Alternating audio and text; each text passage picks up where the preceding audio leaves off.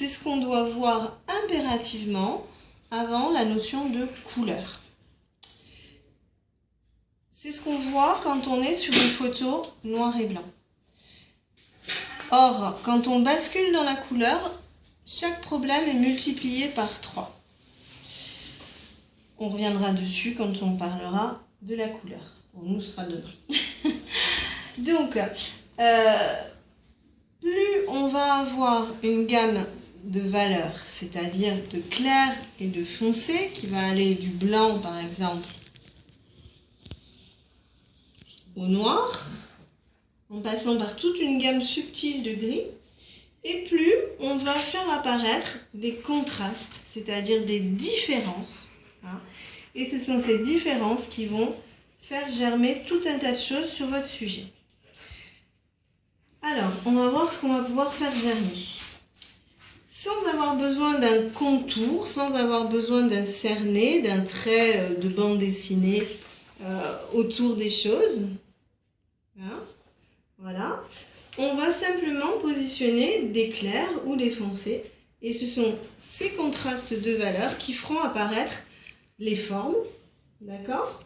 Donc, plus je veux mettre en évidence les formes, par exemple, la forme du visage, là, ici, la silhouette, ici, celle-ci, plus je vais mettre de différence entre le fond et la forme. Voilà. Donc, si j'avais voulu dégager encore plus ce visage, qu'est-ce que j'aurais pu faire au niveau du fond ? Regarde, ton sujet, il est très très foncé ici. Ouais. Donc, si tu veux dégager, tu l'éclaircis alors. Tu éclaircis ton fond. D'accord ? Oui, bien sûr. Voilà. Hein, donc, plus on va gagner en différence, plus on va dégager les formes. D'accord ? Si on a peu d'écart entre deux choses, eh ben, on va se retrouver avec un côté flou, un côté presque noyé. Hein, on le sent bien ici. Et donc, ça va perdre de sa force, ça va perdre de sa lisibilité. Hein. Moi, j'évoque toujours le combat d'ours blanc sur la banquise. Si vous vous rapprochez, ça va peut-être être violent, mais si vous regardez simplement, c'est très fade. Hein, c'est blanc sur blanc, c'est blanc cassé sur très très blanc. Voilà. Donc, si vous voulez de la force, comme on a par exemple dans ce regard, qu'est-ce qui fait la puissance de ce regard? C'est qu'on va avoir un blanc très pur, à côté d'un noir très fort. On va avoir toutes sortes de nuances de gris, hein, donc du très foncé dans l'ombre, du très très pâle dans la lumière ici de la peau. Et pourtant, hein, c'est la même peau, hein. D'accord? Mais il y a un jeu d'éclairage qui fait que c'est très riche. On a la pupille, on a les cils, toutes ces choses-là, par exemple, qu'on retrouve bien ici en couleur, hein, le très foncé des cils, très épais, avec le blanc de l'œil en dessous. Et c'est ce qui fait évidemment le côté percutant, le côté très fort qu'on va avoir grâce aux valeurs. Et encore une fois, quand on joue sur la couleur, on complique les choses, mais si on n'est pas juste au niveau des valeurs, on n'a jamais la même puissance. D'accord? Donc, plus vous voulez attirer le regard du spectateur sur quelque chose, plus vous allez jouer sur une richesse de valeurs importantes. Et de contraste, c'est ça? Alors, valeur, pour nous, tu penses contraste, tu penses différence. On s'en rend très très bien compte ici avec le cheval, sur un fond presque blanc. D'accord? Pourtant, bon, il est tout noir, hein, mais le fait que sa silhouette, elle se dégage très très bien, quoi, parce qu'on est sur un fond clair. D'accord? Mais le cheval n'est pas noir complètement. Il y a plein de sortes de noirs. Alors, qu'est-ce que c'est que ces petites nuances? Elles sont dues à quoi, ces petites nuances? Ce sont des contrastes, des gammes, à la lumière. À la lumière, lumière. D'accord. Ce que j'évoquais tout à l'heure avec ce très joli portrait, c'est que on a la peau, d'accord? La peau de cette petite fille qui est claire. Mais si on regarde sa peau ici, elle finit dans du noir. D'accord? Donc on va avoir une gamme sur sa peau qui va du très très blanc, du clair quoi, du très très clair, à du noir quand on est dans les ombres. D'accord? Du gris foncé. Voilà. Alors, donc pour nous, on a déjà vu que cette gamme de valeurs, elle allait donc nous donner les formes, hein, la lisibilité des formes, hein, comme sur ce cheval qui se détache très très bien. Elle va nous donner la puissance, hein, qui va faire que les choses vont émerger, vont être toniques, vont attirer notre regard, d'accord? Elle va nous donner les ombres et les lumières. Et ces ombres et ces lumières vont nous donner ce qu'on a sur le cheval, mais ce qu'on voit très très bien sur cette petite fille, ça va nous donner tous les volumes. Volumes. Donc le sentiment qu'on est en troisième dimension sur un truc qui est plat. D'accord? Donc on touche là quelque chose de fondamental. Ok? On remarque bien que notre petite fille, elle bascule donc du très clair au très foncé. Et en plus, on remarque que c'est tout en dégradé. Est-ce que vous le sentez ça? Oui. Qu'on bascule petit à petit de l'ombre à la lumière à chaque fois. D'accord? Est-ce que vous avez une idée du pourquoi? Donc le volume est lié à la lumière, on l'a dit avec le cheval. D'accord? La source de lumière, l'éclairage, constitue le volume. D'accord? Donc, tout ce qui va être, pour cette petite fille, la lumière, elle vient bien nettement sur sa droite, là, comme ça, sur la droite. Donc, tout ce qui est sur la droite va être plus lumineux, et on le voit bien du haut. Mets-toi derrière, Anita. Donc, on le voit bien du haut jusqu'au bas. D'accord? Tout ce qui va être à droite va être plus en lumière que ce qui va être à gauche. D'accord? C'est bon? Bien.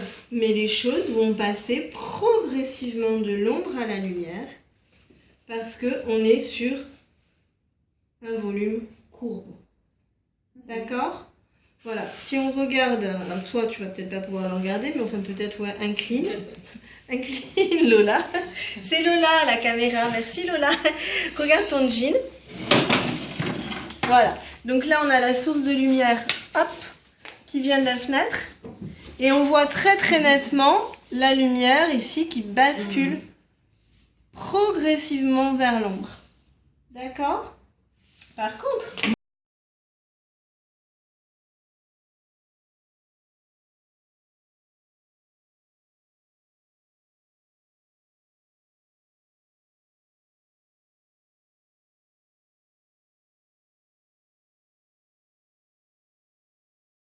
c'est l'ombre de son volume. D'accord? Donc c'est ce qu'on vient d'expliquer. Hein? Par exemple, dans les plis du vêtement, voilà, quand il est à la lumière, là, ici, voilà. Mais vous avez aussi l'ombre projetée comme un espèce de reflet qu'on appelle l'ombre portée. Donc, l'ombre du corps de cette fille qui se projette sur le mur. C'est très important ces ombres portées. Alors évidemment, elles sont plus importantes quand il y a un éclairage violent. Si c'est très très calme, on n'a pas d'ombre portée. Hein. Viens à ma place parce que tu verras mieux là. Voilà. Alors, pourquoi c'est hyper intéressant ces ombres portées? C'est parce que ça nous fait des liens. C'est l'ombre de Peter Pan, vous savez. Voilà. Ça nous fait des liens entre l'individu, entre la chose et l'objet, son support. Hein? Et ça, c'est drôlement important. Et puis aussi, ça va éventuellement nous structurer l'espace, ça va donner des choses vraiment, vraiment intéressantes, l'ombre portée. Vous pouvez très bien avoir l'ombre portée d'un visage, par exemple. Voilà, par exemple, vous pouvez avoir l'ombre portée d'une chose sur elle-même. Par exemple, ici, vous avez l'ombre propre. On va faire de la publicité pour Biba. Donc, on va avoir l'ombre propre du bras. Là, ici, on voit bien qu'il est en tournant, puisqu'il est en dégradé. D'accord? Mais ici, cette ombre plus forte, là, c'est bien la projection de ça sur son corps. D'accord? Et vous voyez, c'est une lumière assez forte. Et donc, l'ombre, elle est très découpée. Et elle va suivre la forme du corps. C'est-à-dire que ici, si on a une courbe, ben, elle va faire une courbe comme ça. Et là, vous voyez l'ombre portée du nez. En dessous. Et donc, en fait, elle est sur la bouche, sur la lèvre supérieure. D'accord? Voilà. Si vous vous trompez dans les ombres, vous vous trompez dans les formes, vous vous trompez dans les volumes. C'est-à-dire, tu peux me regarder là, voilà, merci Lola. Si vous mettez une ombre à un mauvais endroit, que ce soit une ombre portée ou une ombre propre, hein, et ben, c'est comme si vous déformiez. Là, ce ne sera pas mon meilleur profil, c'est sûr. C'est comme si vous déformiez la forme. Alors, c'est pas grave si c'est un arbre. D'accord? Si c'est un volume, ce que je te disais tout à l'heure. Hein. D'accord. Voilà. Si tu te trompes sur un corps, si tu te trompes sur l'ombre, alors un corps humain ou un cheval, c'est pareil, enfin un animal à poil ras, enfin voilà, ça ne pardonne pas. D'accord? C'est vraiment une bosse qui n'existe pas. D'accord? Donc c'est une déformation profonde. Ok? C'était important pour nous donner la force, la forme, la lisibilité, hein, d'accord? C'était important pour nous donner aussi le volume, donc l'impression de cette dimension en plus, hein, d'accord? Et maintenant, on a aussi un truc tout simple, ben, ça va nous donner aussi les effets de matière. Hein? Par exemple, ben, on voit très bien, grâce aux valeurs, que ça, c'est un tissu en petit fil épais, style tricot ou je ne sais quoi. On voit aussi que ça brille. Hein. On voit éventuellement si c'est du cheveu. Hein. On voit ce que c'est. Là, ici, c'est du tissu. On voit la peau. On arrive à identifier les textures. D'accord? Si c'est du feuillage, si c'est de la pierre, si c'est du sable, etc. Rien qu'avec les valeurs. Donc reproduire des tissus, ça doit être très intéressant et très compliqué. Parce que les velours, les trucs très épais. Pendant très très longtemps, presque des siècles, hein, aux Beaux-Arts, la première année, c'était quasiment consacré aux pieds, à la main et au tissu. Je vais vous épargner ça. Oh, ben j'aimerais bien apprendre. Alors, oui, mais on va faire du tissu, mais on va pas passer l'année dessus. Ah ben d'accord. Voilà. Alors, donc, dernier point. Sur cette photo, vas-y, mets-toi de ce côté-là. Ce qu'on peut remarquer sur cette photo, c'est que la gamme de valeurs est super restreinte. Elle est très très étouffée. D'accord? C'est tout dans les foncés. Donc on perd beaucoup de volume, on perd la puissance, on perd la lisibilité. C'est quand même beaucoup moins contrasté et beaucoup plus pauvre. D'accord? Donc nous, si on veut vraiment donner la pêche, il faut travailler autrement. D'accord? Alors, ici, on va avoir le dernier point qui est que les valeurs nous donnent aussi les notions de profondeur. De perspective. Voilà, de perspective. Est-ce que vous le sentez là ici, hein, ça c'est très très net. Hein. Qu'est-ce que vous observez? Surtout, alors pour les valeurs, le mieux c'est de plisser les paupières et de regarder entre ces cils comme ça là. Et là vous voyez vraiment les contrastes. D'accord? Donc qu'est-ce qu'on observe ici par rapport à ce qu'on a là? Au niveau des valeurs, et après on verra la notion de couleur. C'est très diffus, très léger. Alors, derrière, c'est plus plat. Hein, c'est éventuellement plus diffus, c'est-à-dire que deux montagnes qui ne sont pas sur le même plan vont être confondues. Voilà, alors que devant, là c'est plus contrasté. On note des blancs, des noirs, et on note toute une gamme de couleurs très très très riche, d'accord? Voilà. Donc devant, on a la richesse réelle des choses. Ok? Alors que derrière, plus on va s'éloigner au niveau des plans, hein, c'est pareil un petit peu sur celle-ci. Hein. Voilà. Là, on a vraiment des verts très très très lumineux, très flashy, très saturés. On a des verts jaunes, des verts bleus, des couleurs ternes, des couleurs pures, des couleurs très foncées. Vraiment, on a une grande richesse. Et plus on va s'éloigner, vous voyez, plus ça grise. Voilà, d'accord? Plus ça s'appauvrit. Et ce qu'on doit convenir, c'est que la couleur dominante qu'on a au fond, elle est plus claire, mais elle est aussi plus au niveau couleur. Là, plus atténuée. Plus... Alors là, on oublie la notion de valeur au niveau tonalité, au niveau de sa couleur. Elle est moins dégradée que sur l'avant. Elle est moins riche, mais c'est quoi la couleur là? Bleu. Ben voilà. Non mais des fois je pose des questions bêtes, hein. C'est pas toujours pour vous mettre en difficulté. Hein. Voilà, oui. Donc on s'aperçoit que la perspective dont il s'agit ici, c'est pas une perspective d'architecte avec la règle, les points de fuite, etc. C'est pas tant ça qui est important. C'est ce qu'on appelle une perspective d'atmosphère. Qu'est-ce qui fait que ça devient bleu, la montagne, au fond, alors qu'en réalité, la montagne, elle est verte. Hein, voilà. Surtout au Pays Basque.